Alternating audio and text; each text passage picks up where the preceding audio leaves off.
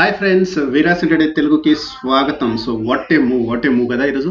So super move. కాకపోతే ఇక్కడ మనం వచ్చేసేసి మొన్న చెప్పినప్పుడు కొంచెం బై సైడ్ ఎక్కువగా ఉన్నాను. బట్ ఈరోజు మార్కెట్ మార్నింగ్ నుంచి మీరు చూసారంటే ఫాల్లోనే ఉంది. బట్ నేను ఏం చెప్పానంటే మొన్న వీడియో రికార్డ్ చేసేటప్పుడే మనకి ఫాల్ ఉన్నా కానీ చాలా దగ్గర సపోర్ట్లు అయితే ఉన్నాయని చెప్పాను. సో ఇక్కడ ఒక సపోర్ట్ ఉందండి, మనకి 36,000 దగ్గర ఒక సపోర్ట్ ఉంది. సో సపోర్ట్ దగ్గర మనకి ఇలా అయింది, ఇక్కడ రిటర్న్ అవుతుంది అనుకున్నాను.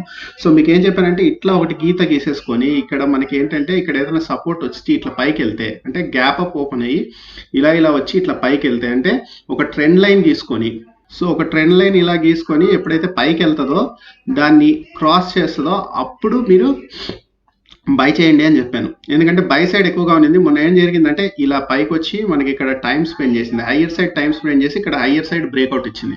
కానీ ఈరోజు మొత్తం సినారియో మార్చేసినా కానీ ప్రాబ్లం లేదు. మనకి ఇక్కడ ఏమైందంటే చూడండి, ఇక్కడ మనకి కంటిన్యూస్ నేను ఏం చెప్పానంటే సపోర్ట్స్ ఉన్నాయని చెప్పాను, అవునా? సో కంటిన్యూస్ సపోర్ట్స్ ప్రతి ఒక్కదాన్ని ఫాస్ట్గానే బ్రేక్ చేసింది. ఇక్కడ ఒక్క చోట కొంచెం టైం తీసుకునింది, కానీ తర్వాత ఇక్కడ చూసారంటే ఇక్కడ టైం తీసుకునింది. సో ఇక్కడ టైం తీసుకున్నప్పుడు నేను ఏం చెప్పానంటే ఇక్కడ ఇది బ్రేక్ అయినప్పుడు మాత్రమే, సో ఈ సపోర్ట్ బ్రేక్ అయినప్పుడు మాత్రమే మనం ఏం చేయాలంటే షార్ట్ పొజిషన్ తీసుకోవాలని చెప్పాను మొన్నటి వీడియోలో. ఎప్పుడైతే ఫస్ట్ టైం వీడికి వచ్చిందో వచ్చి రిటర్న్ వెళ్ళిందో ప్రాబ్లం లేదు. నేను ఏమనుకున్నాను అంటే సైడ్ వేస్ అంటే మనం అనుకున్నది అనుకున్నట్టుగానే కనీసం ఇక్కడ రిటర్న్ తీసుకుంటుంది అనుకున్నాను. ఎందుకంటే చాలా పై నుంచి వస్తుంది, సో ఇక్కడ రిటర్న్ ఖచ్చితంగా తీసుకుంటుంది అనుకున్నాను. కానీ ఇక్కడ ఏమైందంటే ఇక్కడికి వెళ్ళిన తర్వాత ఈ క్యాండిల్ ఏదైతే ఉందో ఈ క్యాండిల్ ఫార్మేషన్ అప్పుడు నాకు పక్కాగా అర్థమైపోయింది ఇది బ్రేక్ చేస్తుంది అని. సో ఇక్కడ ఎవరైనా పుట్టుగిన బై చేసి ఉంటే వాళ్ళకి చాలా బెనిఫిట్ వచ్చి ఉంటుంది. ఎందుకంటే చాలా ఫాస్ట్ మొమెంటమ్. అండ్ మీరు చూసారంటే గత కొన్ని రోజులుగా లాస్ట్ హాఫ్ అన్ అవర్ కానీ లాస్ట్ 1 అవర్ కానీ మనకు మొమెంటం ఎక్కువగా ఉంటుంది. సో ఇక్కడ బ్రేక్ అయిన వెంటనే నేను పుట్ పర్చేస్ చేశాను. సో మీరు కూడా ఇది బ్రేక్ అయిన వెంటనే షార్ట్ సైడ్ వెళ్ళండి అని నిన్నటి వీడియోలో చెప్పాను. కాకపోతే మీరు సరిగ్గా గమనించకపోతే ఒకసారి చూడండి. అఫ్ కోర్స్ మన వ్యూ మొత్తం అప్ సైడే ఉన్నింది, కానీ ఇది బ్రేక్ అయ్యేంత వరకు మీరు అసలు షార్ట్ సైడ్ ఉండద్దు అని క్లియర్ కట్గా చెప్పాను నేను. సో ఇప్పుడు అది బ్రేక్ అయిన వెంటనే నేను చెప్పినట్టుగా ఇక్కడ షార్ట్ పొజిషన్స్ తీసుకున్నాను. యాక్చువల్గా ఇక్కడ ఎప్పుడైతే అది ఫామ్ అయిందో చాలా అర్లీగానే తీసుకున్నాను. నేను నిజంగా చెప్పాలంటే ఎప్పుడైతే పుల్ బ్యాక్ వచ్చిందో అప్పుడే నేను షార్ట్ పొజిషన్ తీసుకున్నాను. ఇదంతా మనకు అర్నింగ్ కిందికి లెక్క. సరే, అది నిన్నటి విషయం. ఇప్పుడు మన ప్లాన్ ఎట్లుండాలి అంటే నేను ఈరోజు ఇన్స్టాగ్రామ్లో ఆల్రెడీ మీకు పోస్ట్ చేశానండి. ఏమని పోస్ట్ చేశాను? రోజు పోస్ట్ చేసినట్టే ఈరోజు కూడా పోస్ట్ చేశాను. సో చూడండి, so 35,000 is next major support if gaps down and 35,200 and 35,300 acts as resistance and then breaks down at 35,000 go for short even if opens flat. So ఎట్లయినా ఓపెన్ కానివ్వండి, 35,000 lower lows చేసుకుంటూ break చేసినా కానీ లేకుంటే మనకి, so నా ఉద్దేశం ఏంటంటే ఇప్పుడు ఇక్కడ ఉంది, సో ఇక్కడ నుంచి మెల్లిగా ఇట్లా వచ్చి ఇట్లా బ్రేక్ చేసినా ఓకే. అంటే ఇక్కడ ఫ్లాట్గా ఓపెన్ అయ్యి ఇట్లా బ్రేక్ చేసినా ఓకే. లేదు మనకి ఎక్కడైనా గ్యాప్ డౌన్ వచ్చింది ఇక్కడ 35,000 దగ్గర, ఓకే, ఇక్కడ గ్యాప్ డౌన్ వచ్చింది.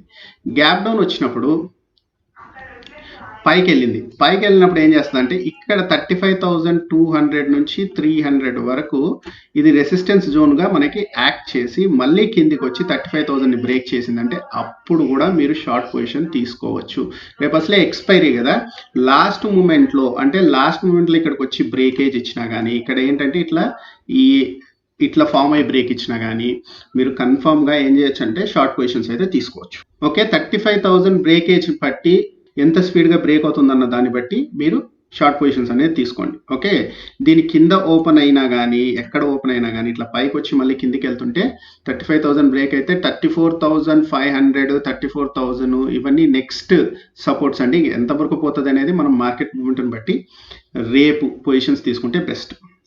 అలా కాకుండా రేపు పొద్దున మనకి ఇక్కడ ఓపెన్ అయ్యి ఫ్లాట్గా ఓపెన్ అయ్యి ఇట్లా పైకి వెళ్ళింది అనుకోండి, ఏం కాదండి. ఇది ఇక్కడ మనకేంటంటే మేజర్ రెసిస్టెన్సెస్ ఉన్నాయి. ఈ గ్యాప్లోనే ఇలా కొట్టుమిట్టాడుతుంది. అంటిల్ అన్లెస్ అది 35,000 బ్రేక్ కానంత వరకు మీకేం ప్రాబ్లం లేదు. 35,000 బ్రేక్ అయితేనే అంటే మీకు ఇక్కడ ఫ్లాట్గా ఓపెన్ అయ్యి పైకి వెళ్తే. అలా కాదు గ్యాప్ అప్ ఓపెన్ అయితే ఏంటి పరిస్థితి అన్నారు అనుకోండి, గ్యాప్ అప్ ఎక్కడ ఓపెన్ అయితే ఏంటి అనే దాన్ని బట్టి ఉంటుంది అనమాట. ఇక్కడెక్కడైనా ఓపెన్ అయింది అనుకోండి, నాకు తెలిసి దీని మధ్యలోనే ఉంటుంది, ఈ రేంజ్ మధ్యలోనే ఉంటుంది.